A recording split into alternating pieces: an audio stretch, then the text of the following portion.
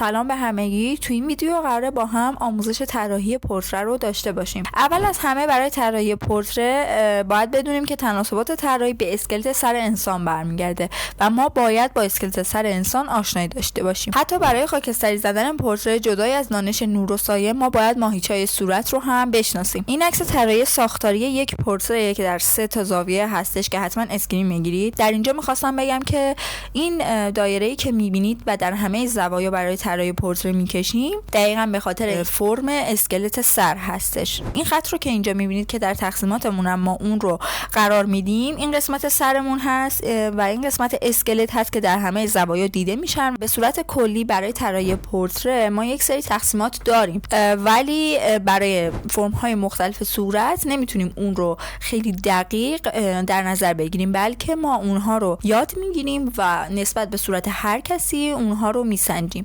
این یه سری توضیحات کلی بود که با هم بررسی کردیم و برای شروع گفتم که خوبه بدونیم. حالا بریم که شروع کنیم. اولین کاری که میکنیم ترسیم یک دایره هست. به این شکل توضیح داده بودم که به دلیل فرم اسکلت سرمون هستش.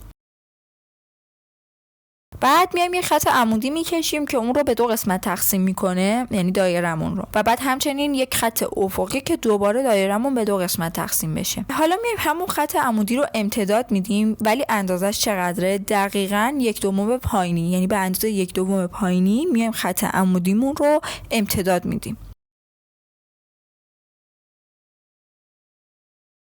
بعد میایم ما دوباره 1/2 پایینی رو توجه داشته باشین که دوباره به 1/2 دیگه تقسیم میکنیم، یعنی دوباره یک خط افقی میکشیم که اون رو به 2 قسمت تقسیم میکنه که قسمت بالاییش قسمت چشم ما میشه، یعنی جای چشم ها مشخص میشه. حالا میایم خطی که دایرمون رو باهاش نصف کردیم رو، یعنی خط افقی رو، به 3 قسمت تقسیم میکنیم. این قسمت بالای بینیمون رو اندازش رو داشته باشیم، میایم دوباره بالایی رو به 2 قسمت تقسیم میکنیم. یکی از همون 3 قسمت جای شقیقه ما هستش، جا اصطلاحاً همون خطی که بهتون توضیح دادم تا 1/2.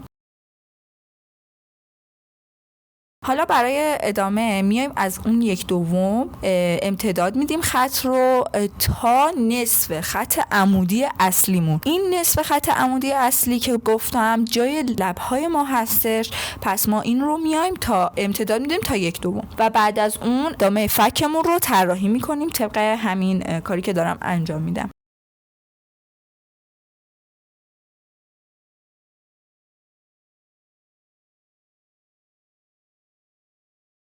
حالا برای اون 3 قسمتی که هست، قسمت اولی تقسیمات برای جای بالای بینیمون هست، همین قسمتی که بین ابروهامون فاصله هست اونجا رو طراحی میکنیم.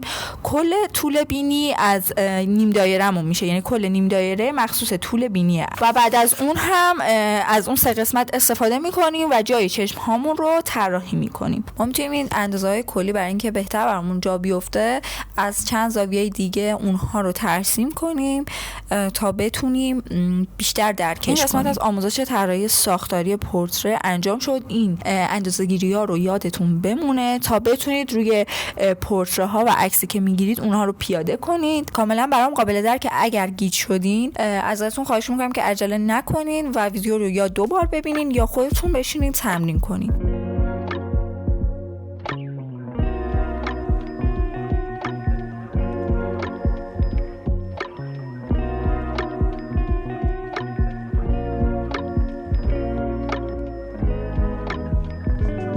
امیدوارم که ویدیو براتون مفید بوده باشه. اگر نظراتتون رو کامنت کنید خیلی بهم کمک میکنه.